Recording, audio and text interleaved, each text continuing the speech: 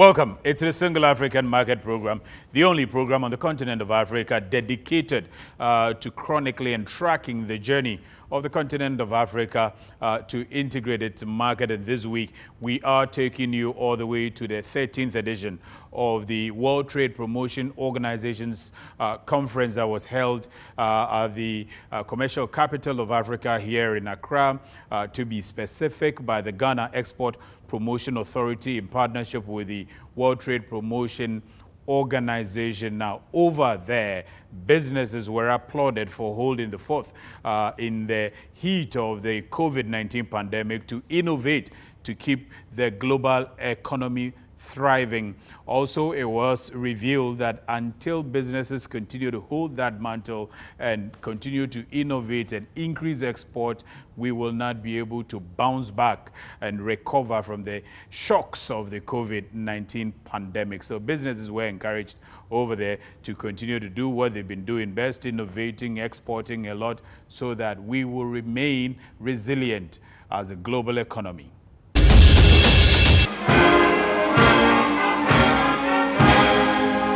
From May 17th to 18th, Ghana hosted the 13th edition of the World Trade Promotion Organization's conference in Accra on bold solutions for resilience and recovery from the COVID-19 pandemic. The event, which was jointly organized by the Ghana Export Promotion Authority, GEPA, and the International Trade Center, ITC, was attended by all 57 trade promotion organizations member countries. The event outlined and celebrated how trade and investment organizations address business survival and competitiveness and support trade-led growth while serving their communities and protecting the planet. Dr. Efua Asabia Asare, Chief Executive Officer of the Ghana Export Promotion Authority, encouraged MSMEs to take advantage of innovative initiatives provided by trade promotion organizations such as GEPA. We can all testify that at the pinnacle of COVID-19, it is small businesses that have been the cornerstone of progress and sustainability. Risks are threats, but they also bring opportunities. The Ghana Export Promotion Authority, an agency of the Ministry of Trade and Industry, is committed to supporting small businesses build on their capacities and build a kind of resilience that will enable them compete favorably on the international market.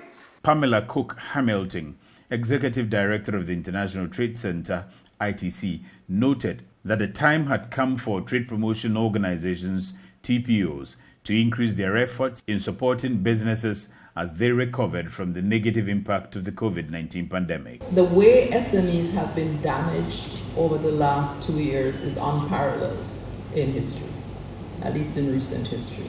And so it has become so much more critical for trade promotion organizations like all of you gathered here to come together, to share experiences, to examine what have we done right, what are the challenges that we currently face. Ghana's Minister of Trade and Industry, Alan Kwejo Trematin, lauded efforts of smaller businesses supported by trade promotion organizations who innovated in times of adversity to remain relevant and kept the global economy in motion, and pledged his ministry's support in ensuring that Ghana's industrialization agenda had relevance.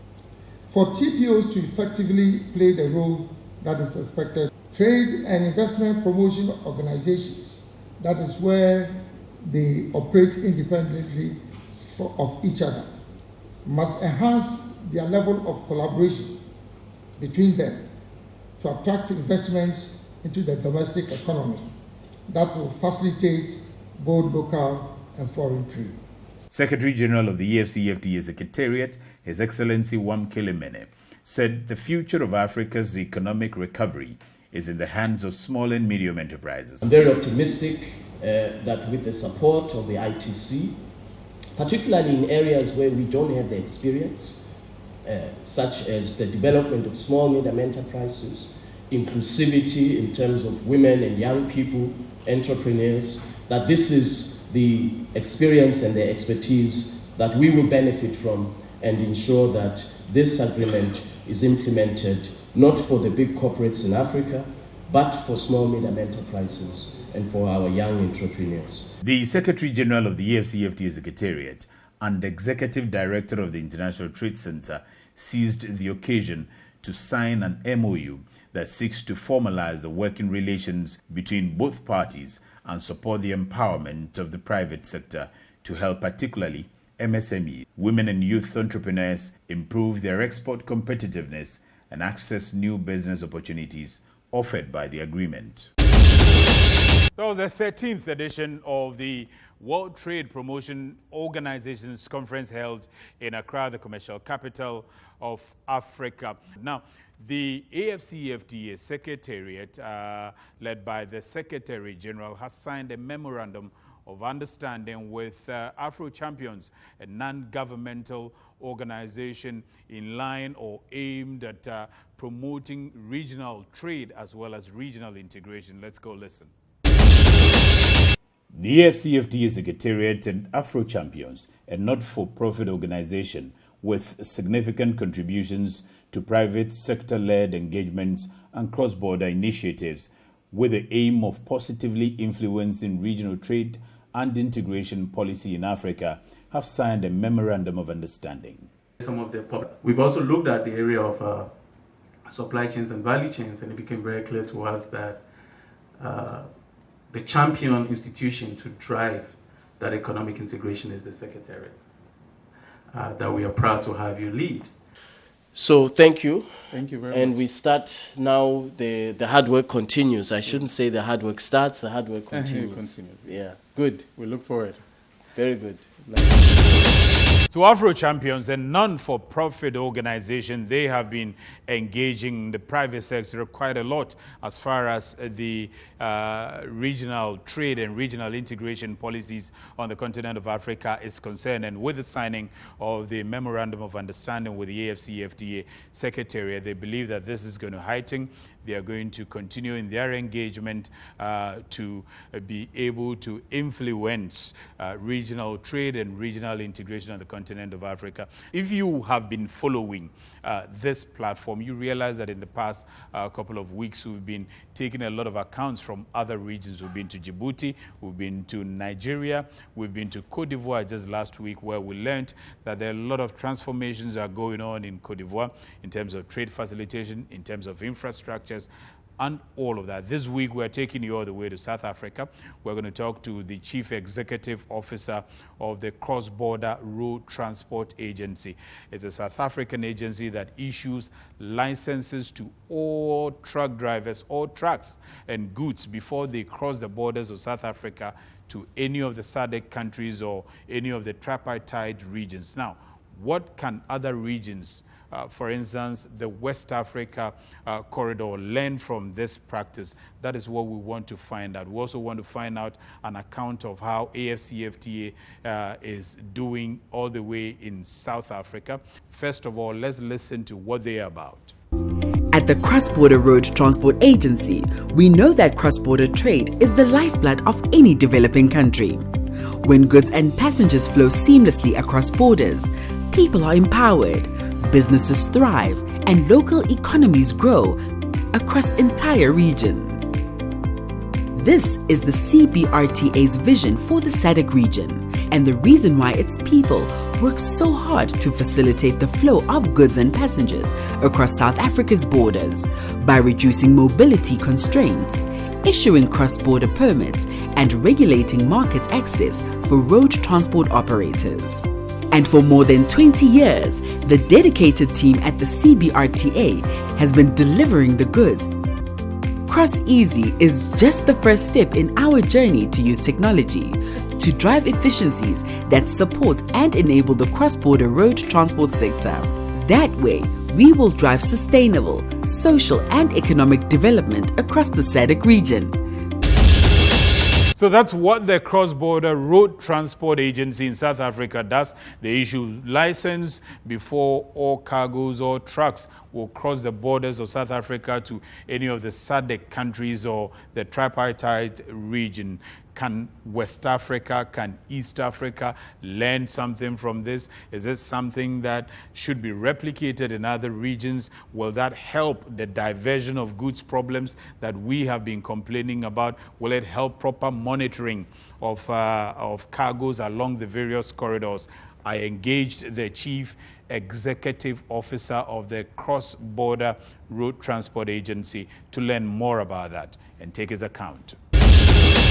So it's an agency that is under the Department of Transport, which has the responsibility to license and to regulate all the freight, goods, services, and people that go across our borders into the various countries. So we regulate the relations between ourselves and our neighboring countries in terms of the movement of freight, in terms of the movement of people, in terms of the movement of goods and services. So we carry that very important mandate of ensuring that there's a seamless movement of goods and services and people across our borders. So we're part of the transport family, but we are one of those agencies that are very closely related to trade as well, because the bulk of what we move or license to move across the borders is trade. And you license these goods that are crossing the borders? Yes, we license the operators that are taking the goods across the borders. Yeah. So how different is your operations from what the Ports Authority, for instance, should be doing in South Africa, or what the Customs Authority should be doing in South Africa? So the Ports Authority, as you've said, it's mainly the seaports. It deals mainly with the seaports, the arrival of goods from the international waters into the various ports of our land, and of course then the transporters will take goods from the ports into the various destinations. So we work very closely with the customs regime at home, SARS in particular, South African Revenue Services, because they also look at the types of goods that are carried. They have a record of all the goods that come into the country and a record of all the goods that must leave the country for tax purposes, for customs declaration purposes, and to make sure that it is properly regulated and people pay the dues they're supposed to pay to the government and to the country. We mainly focus on the transportation side. They ensure that there's clarity in terms of the goods that are carried across the borders. They are properly recorded. The manifests are clear, who is carrying what across, so that if there's a need to levy appropriate taxes, they then come into play to levy those taxes. How effective has this been, and to what problem is it targeted at solving within South Africa? So the licensing regime has always been there, even before our agency. It was done under the auspices of our National Department of Transport in the good old days. But to your point, you are curing a situation where you have goods that cross the border, and you have operators that cross the border without being recorded, without being known that they are crossing the border. So as a country, you don't have a mechanism of knowing who moves what across your borders. So our agency was then established 24 years ago. It's 25 next year. 24 years ago. That's quite a long time. Yeah, it's quite a long time ago. It then became the licensing agency, where people would then come to the agency and say, I intend to go to Zambia. I want to take certain goods across the border. Can I be given permission to cross the border? Freight in our context is very deregulated, so it's not as strictly regulated as the passenger side of things. So they would come to us and say, I want to take these goods to Zambia. Can I then be licensed to go across the borders, so that by the time I get to the other side of the border, they know that I'm an authorized operator who has the right to be in this country. It's also a security issue, because you know who's on the road. You also know whom you have licensed. And that's not the responsibility of the customs guys. The customs guys look at the actual goods. We then look at who then gets licensed to be on the road, so that we don't send the wrong people across the borders. Can you have people licensed to cross the border and still choose to stay within the country? I suppose you can. And that is not a problem? That is not a problem, because circumstances may change. Somebody might be promised a load by a certain company that you will take my load to Zambia. and then certain circumstances change, whatever the circumstances might be. They might have lost that load. There might be floods, for instance, like recently, where all those goods were washed away. Then you end up, you have already applied for a permit, but you end up staying because you can't take those goods across. Okay, because I'm trying to see the correlation between what you have and some problems that we have within West Africa, for instance, and Ghana in particular, where we're struggling with tracking the goods that are meant for the transit countries, because there have been concerns about diversion of goods that have already cleared from the ports, and they claim to go to the transit countries, but they end up diverting them into the Ghanaian market only because they want to evade the taxes that are charged on regular duties. So absolutely, with your kind of system, if aside taking the license, you can still stay within the country, how do you think that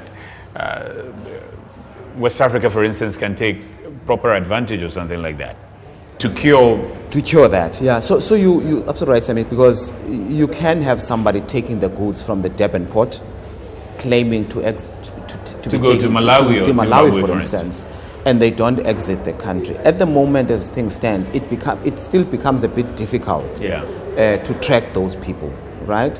But we are closing the gaps very soon, because, for instance, with the licensing regime that we have now in place, we are attaching a digital system that we can utilize to track your movements as well, so that we can then determine whether you have been able to indeed move across the borders of the country.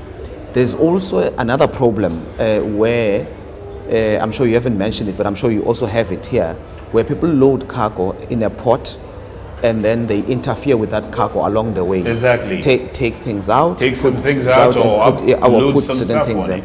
So the question is also, how do we secure the cargo that is in transit? And those are the technologies that we are now looking at. But you're not tracking at the moment. We're not tracking at the moment, but I think in the next phase of our operations, that's what we are tracking going forward. So it is going to be critical that we are able to track the cargo, one, but two, to make sure that there is no interference with the SARS. Already, our customs guys are already having seals that they are able to put on containers, so that you don't also interfere with those containers along the way. So those, I think we are in the introduction of technologies in our environment will also help to introduce technology, to share those experiences with our West African brothers here and sisters. And it could be that we can work together in the future to introduce those systems here as well, to manage that challenge. It is a serious challenge across. Yeah. Apart from South Africa, which other country within the SADC has this? At the moment, we're still the only one that has an online application system that we have just launched the beginning of this year, which we are now perfecting, and we're also moving to the next phases of digitalizing it. The neighboring countries are showing interest in working with us in acquiring our system, so that we've got a bit of a uniform system in the SADC environment. Lesotho has been one of those. We had also an interest from Swaziland, Namibia, and one that is not very close to our borders, Angola as well.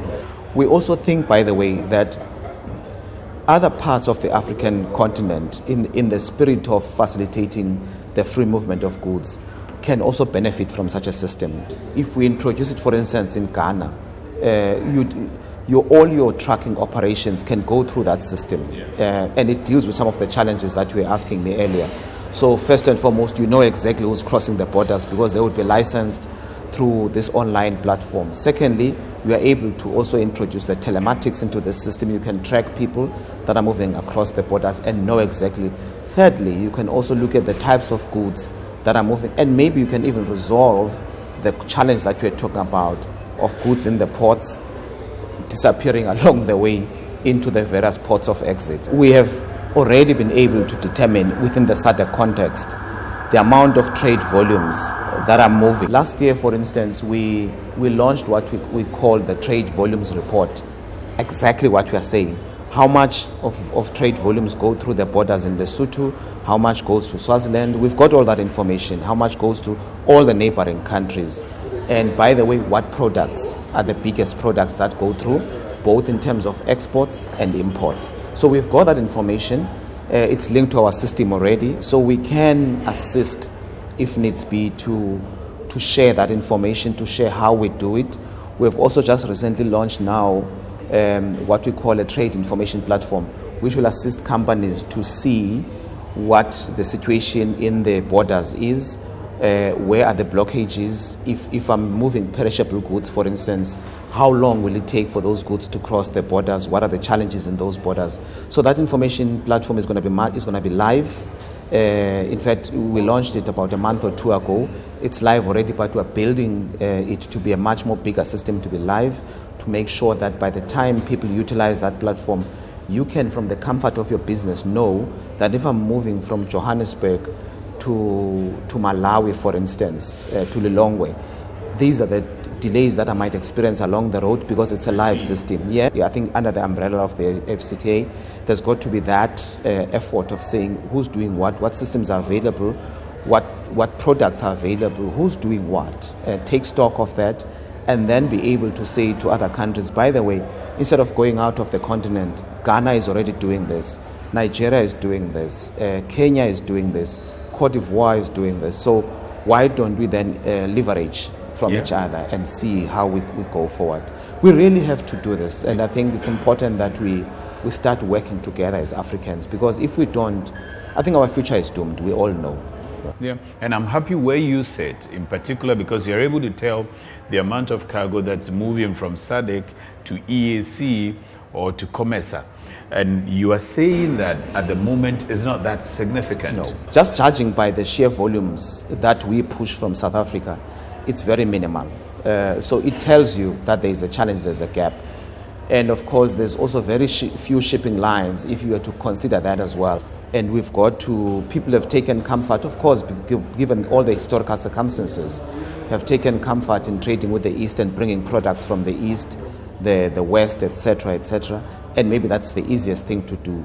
But we've got to ask ourselves deeper questions about productivity in Africa, about the production itself in Africa, about our ability to put systems in place that are assisting us to trade with each other, the improvement of infrastructure, the improvement of the regulatory environment, the improvement of some of the systems that we utilize, the improvement of the policy environment.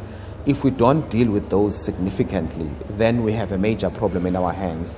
And for me, that's the next step for all of us, to come together and say, okay, we may have differed here and there, we may have competed here and there, maybe competition is healthy, but over and above competition, guys, this is the most important thing to do, to come together and develop these systems and also see who's doing what, how we support each other.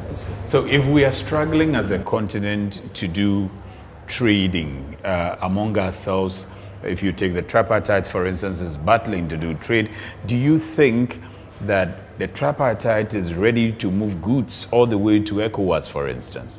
What can we do to encourage ourselves to be able to take goods all the way across, particularly when you just mentioned, and we are all aware that we don't even have vessels that move between us. We don't even do a lot of air cargo between ourselves. What will take us to be able to trade a lot more among ourselves for me to think about moving cargo all the way from West Africa to EAC or to SADC or to COMESA, for instance? I think what becomes discouraging for a lot of people is the nature of the infrastructure that we have. That's the biggest challenge. If you move things from the EAC or COMESA or products from the ASEAN, it might be very difficult for those products to get to ECOWAS. It's a fact. Where do you drive them? Which roads do you cross? And air cargo is expensive. So, and again, if it's seabound, it's quite a long way around, and also it can be expensive as well. So the ideal is that we should be thinking about building the infrastructure, particularly the rail infrastructure, because that for me would be, in my own view, would be the easiest in terms of the movement of bulk of goods across the continent from the various regions to the other regions. And maybe that's where our concentration should be, whilst we're improving the roads infrastructure as well. There's a lot of frustration, even at the moment, with people moving goods that get stuck in the borders for days and weeks. And it's a fact, and it's a reality. Even as we speak, it happens. So if we don't improve that, then we don't stand a chance of encouraging African countries to trade one another. Because you would then say, instead of my goods sitting on the road for 24 days, I'd rather send them to the east, to India, to Pakistan, or wherever else they are needed, because I'll just put them on a ship and the next day or 2 days or a week later they are in Pakistan or Sri Lanka or wherever you're sending them. But we've got to then, I think our leaders on the continent need to assist us really to knuckle down, to focus on building the right infrastructure for the continent. It's encouraging to see, by the way, I'm not sure that you are aware, that within the EAC and COMESA, there's a lot of development of rail infrastructure. I see. Yes, on the eastern seaboard. So there's a lot of development of the rail infrastructure on the other side. It's encouraging, but it must be stretched beyond the realm of the EAC and COMESA. The countries on the east are really doing well with developing the rail infrastructure. Let's take Zambia. If Zambia were to say, I'm interested in setting up a coffee manufacturing plant in Zambia, where do you get your cocoa from? Maybe Cote d'Ivoire. How do you move that cocoa from Cote d'Ivoire to Zambia? So those are the questions we must begin to answer as a continent. Who's doing what? Who's interested in doing what? And how do we connect them? I want your candid view on this one, because it looks like there's a lot happening when it comes to infrastructure, particularly from the Tripartite. If you compare that against what's happening down in West Africa, it looks like there's a lot of sluggishness down the West African region, isn't it? I think comparatively, you might be right. The ECOWAS region needs to really move faster in terms of developing infrastructure, and I think all the regions need to. But I think if you say that there's a challenge of ECOWAS being left behind, we would then have to encourage ECOWAS to make sure that they invest in the infrastructure that is needed. Yes, in SADC, there is that development of the roads infrastructure. A lot of the roads infrastructure is coming up. The rail infrastructure in the east, and etc., and in other areas. Some of the ports are being developed, for instance, along the various coastlines in Africa.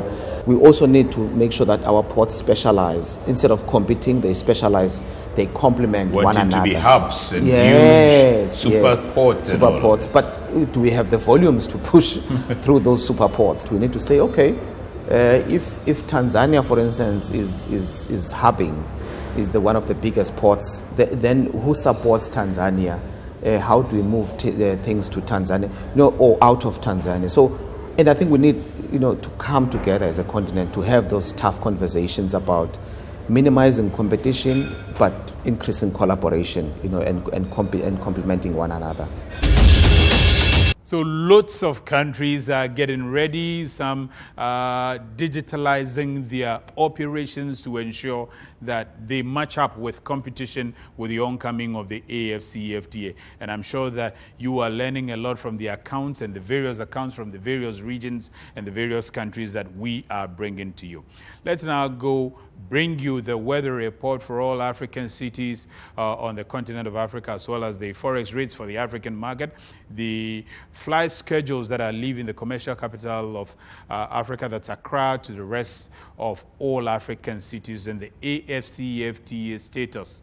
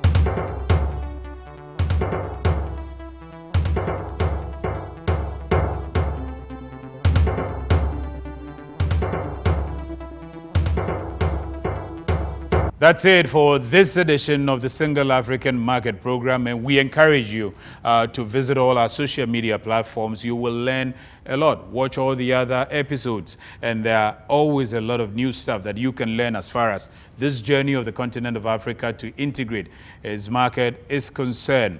Thanks for watching. Hope to see you same time next week. There's a Africa rise and shine in the name of great Africa. It's a fight and conquer now.